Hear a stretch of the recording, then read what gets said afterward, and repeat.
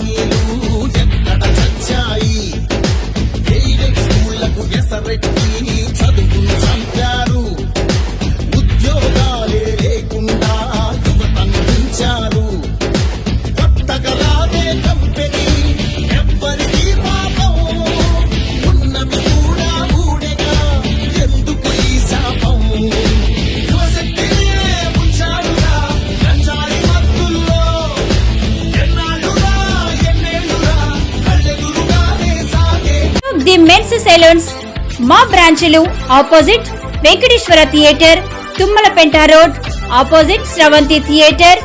మన నూతన బ్రాంచ్ రూపాయి మిద్ది ఆపోజిట్ కెనరా బ్యాంక్ కావలి.